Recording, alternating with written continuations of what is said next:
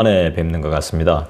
오늘은 하이델베르크 요리문답 사도신경 네 번째 시간을 함께 여러분과 진행하려고 합니다. 본디오 빌라도에게 고난을 받으사 십자가에 못 박혀 죽으신 그 부분인데요. 이 부분을 함께 우리 생각해 보면서 고난에 대해서 한번 깊이가 있을지는 모르겠습니다만 우리 함께 생각해 보고 또 기도하는 시간 가졌으면 합니다. 여러분, 우리에게 고난이란 무엇을 말하는 것일까요? 여러분, 고난은 도대체 무엇입니까? 그리고 고난의 이유는 도대체 무엇일까요? 지금 우리가 겪고 있는 고난의 의미가 무엇일까 한번 생각을 해봅니다. 우리의 삶은 고난으로 시작해서 고난으로 끝나는 것일까요? 고난만 겪다가 그냥 죽고 마는 것일까요? 그래서 우리는 이 땅에서 고난 겪는 것을 당연히 생각하고 죽음 뒤에 있을 천국을 소망하면서 그냥 계속해서 힘들게 살면서 또 인내하고 또 참고 또 눈물 흘리며 괴로워하지만 또 참고 안 그랬던 것처럼, 힘들지 않은 것처럼, 아무렇지 않은 것처럼 감추면서 숨기면서 그렇게 살아야 되는 것일까요? 천국이 우리 그리스도인에게 주는 보상이라 믿고 그냥 고난이 와도 살아야 하는 것일까요? 오늘은 사도신경 본디오 빌라도에게 고난을 받으사 이 부분을 함께 묵상해 보려고 합니다. 예수님의 고난, 예수님의 순환에 대해서 우리가 함께 나누어 봅니다. 예수님은 총독 빌라도의 허락에 의해서 십자가에 처형을 당합니다. 명령과 허용 속에 처형을 당하게 됩니다. 성경에 보면 빌라도의 아내는 예수님을 처형하지 말 것을 부탁하는 장면이 등장하고 있습니다. 읽어보신 분들은 다 아실 텐데요. 어디에 그런 부분이 등장하죠? 네, 제가 알려드릴게요. 한번 여러분들 우리 함께 찾아보실까요? 마태복음 27장이거든요. 마태복음 27장. 여러분 우리 다 같이 한번 찾아보십시다. 마태복음 27장 19절 말씀이 되겠습니다. 함께 읽을까요? 총독이 재판석에 앉았을 때에 그의 아내가 사람을 보내어 이르되 저 옳은 사람에게 아무 상관도 하지 마옵소서. 오늘 꿈에 내가 그 사람으로 인하여 애를 많이 태웠나이다 하더라. 여러분, 우리는 고난을 받을 때 이유 없이 받는 것이 아니라는 것을 알아야 합니다. 물론 고난뿐만이 아니라 우리 삶에 일어나는 모든 일들이 아무 이유 없이 그냥 일어나지는 않습니다. 수많은 일들 속에 또 스쳐 지나가는 사람들 가운데 분명히 하나님께서 계획하시고 우리에게 주시는 메시지가 있다고 우리 그리스도인들은 생각하면서 삶을 살고 있습니다. 우리는 고난을 받을 때 이유 없이 받는 게 아니겠죠, 그죠? 아픔의 이유와 고통의 이유가 반드시 있다는 것을 알아야 되겠죠. 순간의 선택이 10년을 좌우한다라는 말이 있음을 여러분들께서 잘 아실 겁니다. 우리의 삶 가운데 우리는 정말 많은 선택을 하게 됩니다. 어떤 선택을 하게 되죠? 한번 생각해 보실까요? 이것을 먹을까? 저것을 먹을까? 이걸 먹을까? 먹지 말까? 이걸 먹을까? 남 줄까? 이걸 먹을까? 버릴까? 이 한 가지만 보더라도 정말 선택의 연속입니다. 그렇죠? 이것을 입을까? 저것을 입을까? 이것을 입을까 말까? 버스를 탈까? 택시를 탈까? 이 버스를 탈까? 다른 버스를 탈까? 이 버스를 탈까? 다른 번호의 버스를 탈까? 아니면 지하철을 탈까? 어디에 앉을까? 누구 옆에 앉을까? 저 사람 옆에 앉을까? 아니면 이 사람 옆에 앉을까? 참 수많은 선택 앞에 우린 놓여 있어요. 이것뿐이겠습니까? 잘까 말까? 지금 일어날까? 좀 더 잘까? 참 수많은 선택 앞에 놓여 있죠. 어떻게 해야 될지 몰라서 나름대로 별것 아닌 문제 같지만 고민을 많이 한다는 것이죠.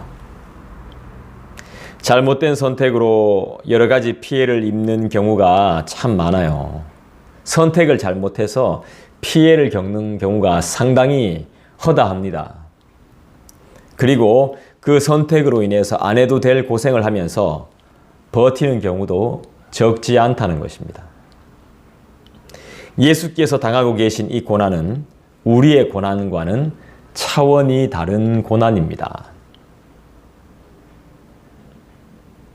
우리는 우리의 개인적인 문제로 어려움을 당하지만 지금 예수님이 겪는 일은 인류의 구원과 관계가 있는 것입니다.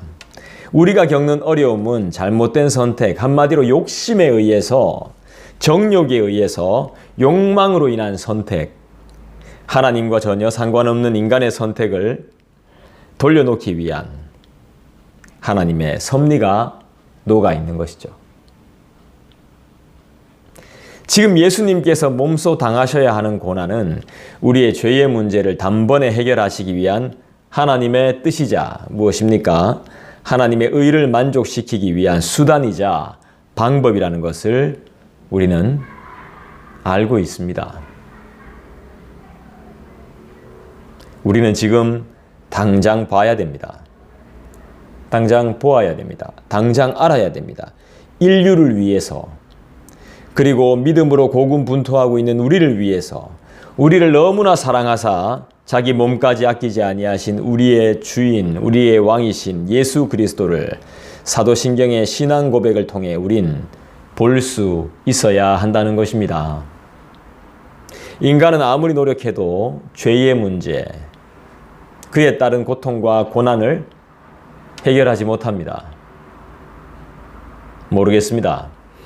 다른 방법과 첨단 과학으로 조금 줄여나가거나 없는 것처럼 사는, 그냥 잊고 사는, 잊게 만들어서 살아가게 할 수 있을지는 몰라도 근본적으로 내 안에 있는 죄의 문제를, 인생의 문제를, 고통과 고난을 해결할 수 없더라는 것이죠. 왜죠? 인간은 무한한 존재가 아니기 때문에 그렇죠. 인간은 연약한 존재죠. 죄를 지을 수밖에 없는 존재. 참 거짓말을 하기 싫은데도 거짓말을 할 수밖에 없는 그런 아주 나약한 존재. 죄하고는 담을 쌓을래야 쌓을 수가 없는 그런 존재. 뭐든지 다 정확하게 이야기 안 합니다. 자기 중심에서 자기가 유리한 쪽으로 누구나 다 이야기하기 때문에 우리의 이야기 속에는 항상 거짓이 내포되어져 있다는 것입니다. 누구처럼요? 빌라도처럼. 예수님을 내어줄 수밖에 없는, 소란을 감당할 수 없는, 내란을 감당할 수 없는, 뒷일을 책임질 수 없는 그런 빌라도처럼 순간을 모면할 수밖에 없는, 모면하고자 아무 죄도 없는, 지금도 똑같죠. 내가 살고자 다른 사람을 죽이는, 음모를 꾸미는, 조작을 하는, 새로운 사실을 만드는, 없는 것을 있게 하는 그런 거짓된 삶이 우리 가운데, 인간들 가운데 예나 지금이나 늘 존재하고 있다는 것입니다. 그래서 우리는 요즘 갈수록 뭐가 진짜인지 뭐가 가짜인지 잘 모릅니다. 정확히 알 수 없습니다. 그래서 주님께 맡기고 살 수밖에 없습니다. 그것들로 인해서 고통당하는 사람들은 엄청나게 많은 것이죠. 세상은 불공평합니다. 그런데 이 땅에, 이 불공평한 세상에 예수께서는 평화와 은혜를 주시기 위해 오셨다는 것입니다.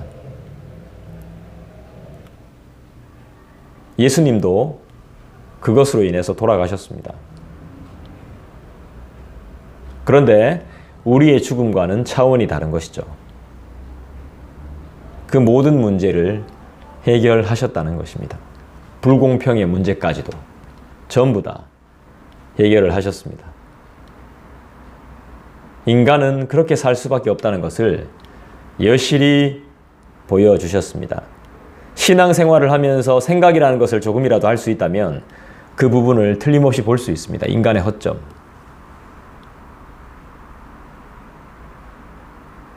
왜죠? 인간은 연약하기 짝이 없는 존재. 누구의 간증을 잠깐 들은 적이 있는데요. 딸의 죽음을 보면서 지독히 자기는 살고 싶은, 같이 죽지 못하는 그런 연약한 존재. 죽음 앞에 두려워 떠는 그런 존재. 죽지 않을 것처럼 살아가지만 죽을 수밖에 없는 그 죽음의 공포 앞에 떨고 넘어지며 눈물 흘리며 그렇게 사는 아주 연약하기 짝이 없는 존재가 바로 인간이라는 것이죠. 그런데도 불구하고 우리는 하나님을 믿지 못합니다. 그 죽음까지도 주장하고 계신 하나님을 믿지 못합니다. 순간적인 쾌락에 빠져 있고 지은 죄를 반복하고 개가 토한 것을 다시 먹는 것처럼 그런 삶을, 아주 추한 삶을 살아가는 것이 인간입니다.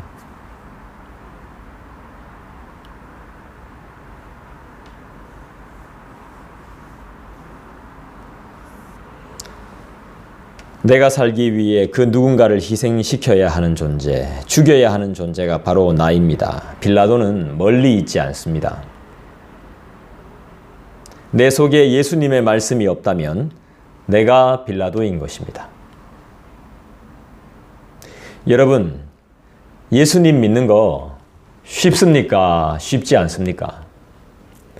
전도하는 거 쉽습니까? 쉽지 않습니까? 쉽지 않습니까? 네. 복음을 전하는 거 수월합니까? 아니면 어렵습니까? 어렵습니다. 쉽지 않습니다. 돈 버는 것보다 더 어렵습니다. 먹고 사는 문제를 해결하는 것보다 더 어려운 것이 그리스도를 소개하는 것입니다.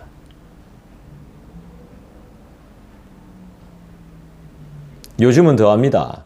눈에 보이는 박해나 구속이나 비난이 없다 할지라도 무관심과 외면 속에 우리는 더 위축되고 상처를 받습니다. 그러나 우린 절대로 멈출 수 없습니다.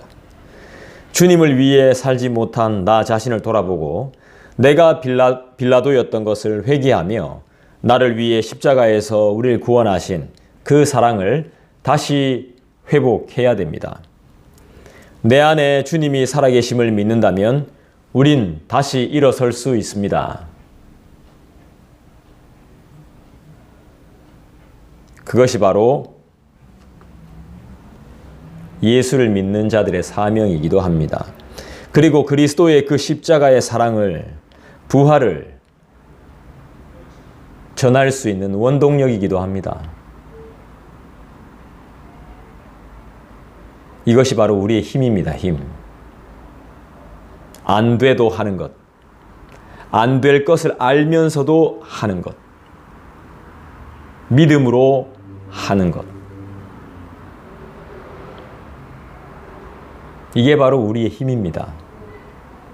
결과가 어떻든 전혀 상관없이 잘 되고 못 되고에 대한 관심이 아니라 오로지 그분께 충성하고 싶은 그 간절한 마음이 우리의 힘이라는 말입니다.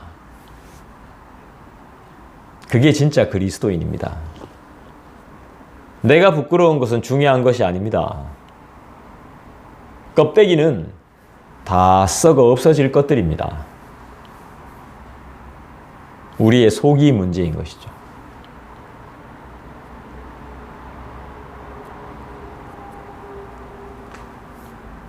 예수님의 죄목이 뭐죠? 없습니다. 예수님은 죄가 없어요. 그럼 우리의 죄는 무엇입니까? 우리의 죄악은 무엇입니까? 한두 가지가 아니죠. 그렇지만 예수께서 해결하셨습니다. 할렐루야.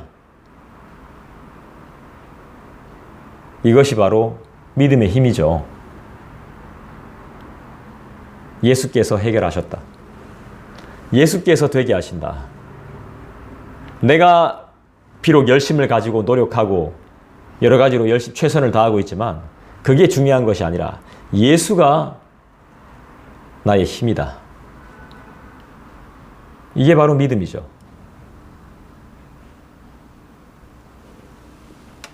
나는 죽고 예수가 살아야 된다는 것이 이겁니다. 그래야 빌라도처럼 치명적인 실수를 범하지 않는 것입니다. 개인적으로 기도하는 시간 가지겠습니다.